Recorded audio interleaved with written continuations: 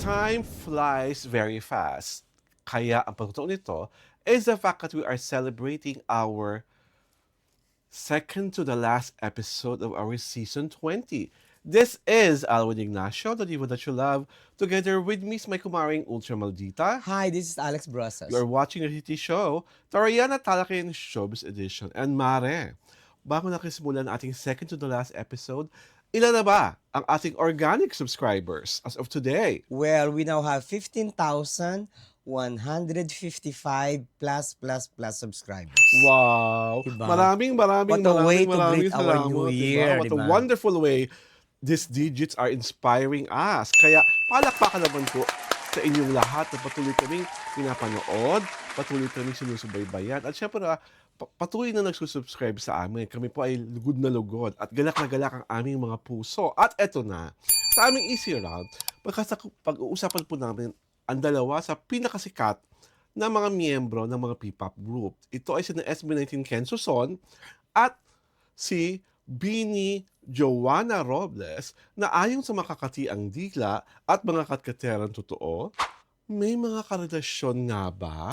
Mare, doon muna tayo sa taga-Bini na alam ko paboritong girl group mo eh. Ganon? Yes! My God, I don't even know there's songs. How can they be my favorite? So, Diyos ko, a mali ang- question of national importance, how true na may sighting daw ito, si Joanna, kasama ang sikat na rapper na si Skastakli. Skasta Klee. Totoo ba ito? O figment lang of the imagination ng mga taong sumusubaybay sa kanila? Eh kasi nakuna ng picture sa sa Vietnam. Sino? Yung dalawa. Were they together in the photo? Oo, they were, pero parang vague. Pero they were trying to na magkasama. Ganon. Parang sa ang dating, obviously magkasama, pero umaaking na parang kunyari hindi. Yeah. Yun ang drama nila Oo, sa tsaka parang there was no romantic angle, parang ganon, chuchu. the photos taken were so safe to begin with. Yeah. Kaya hindi mo pag-iisip umansang namumuka. Yeah. Eh bakit mo nagpipilitan ng mga katkaterang totoo na may something? Eh di ba sinagot na nga ni pero ni-repost niya yung dating 2016 post ba niya? Nino? Ni Miss Robles? O Oo. Miss Casta?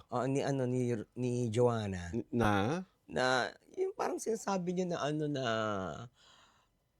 gusto niyang yung hindi niya directly sinagot yung question. Ang kanyang Oo. pinahayag ay... Eh, hindi ko kasi nadaanan ko lang so hindi Basta ko ang bottom verbally line, wala silang relasyon. Oo, parang gano'n. Parang Wala silang relasyon, nasa Vietnam siya just to explore. parang gano'n. Maaaring gano'n. Yeah. At this point in time ba, in the careers of Bini, magiging grabing negative ba kung sakasakaling ang isa sa mga miyembro nila o silang lahat ay may kasintahan na?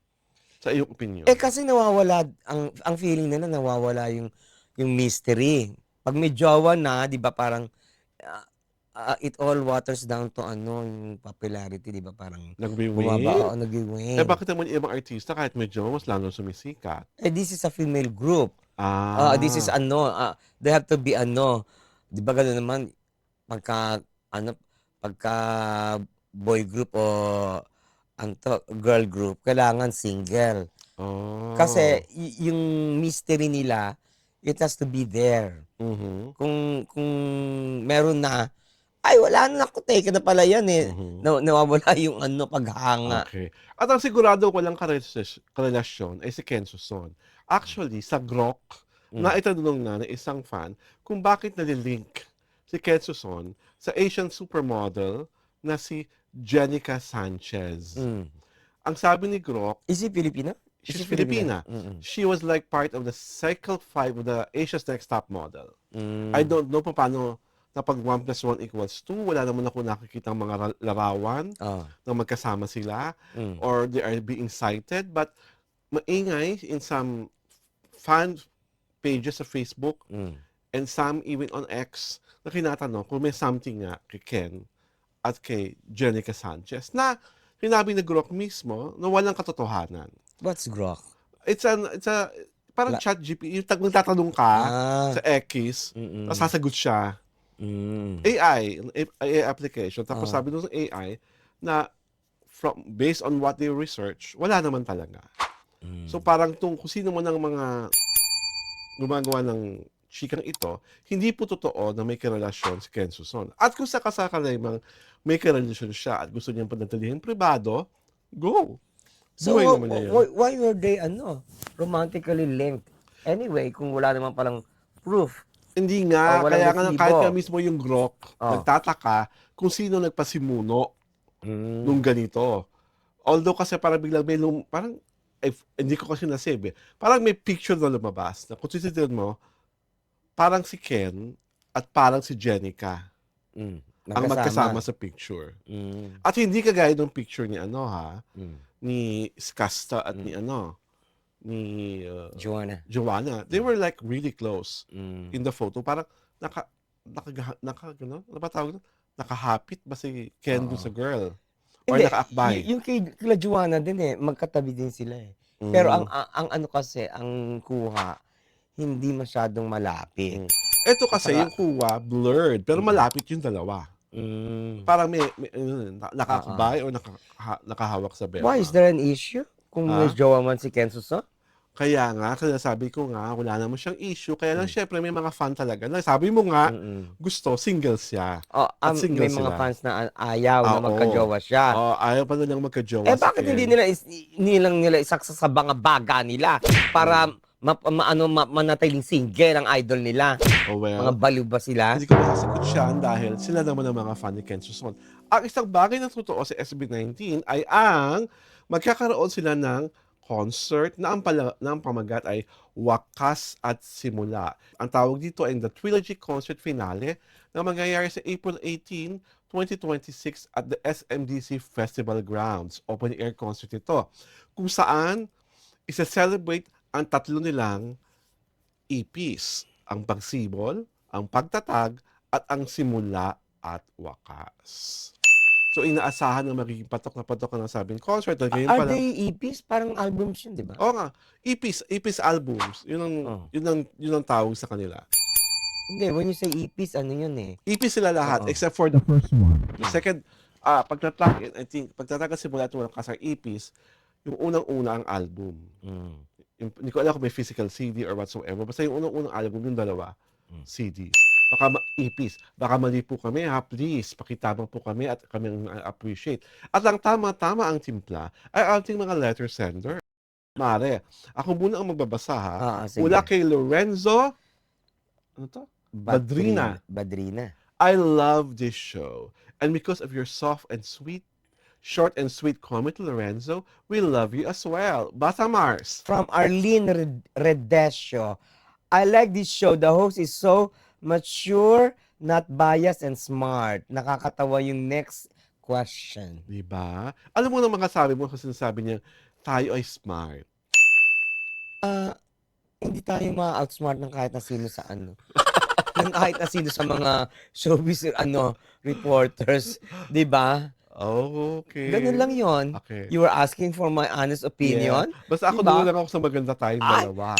Diba? ganun. From Joanna Fidelino. Rizalina. Rizalina Fidelino.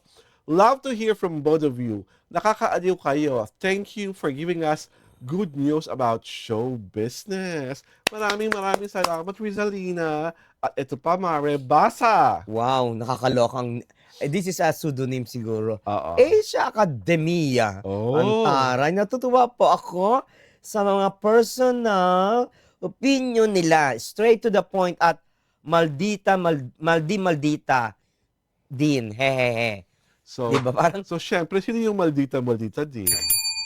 dati I cannot hindi naman ako graduate ng assumption I cannot make assumptions, hindi ako assumptionista. Ayaw mong mag-isip ng gano'n, na Oo. ikaw ang iniisip ng mga So, maldita.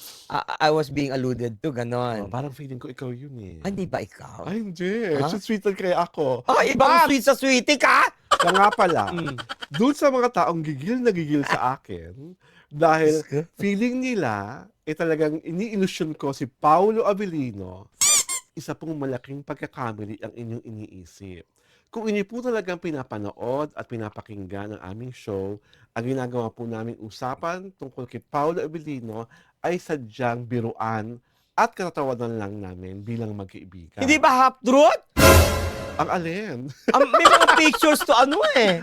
Kami To po ni show? Paolo ay magkaibigan. Never ko pong sinabi at never kong pinahayag na gusto ko siyang maging kasintahan. Hindi ko rin siya hinahangad at mas lalong hindi ko siya pinagnanasaan. Parang may saying eh. Sa alin? Action speaks louder than Ah, talaga words. ba? Oo. Hindi mo ba na-encounter yun? Hindi ko alam yun, Mars. Hindi mo alam? Ano yun? Tumanda kang ganyan, di mo alam? Plastikadora ka da?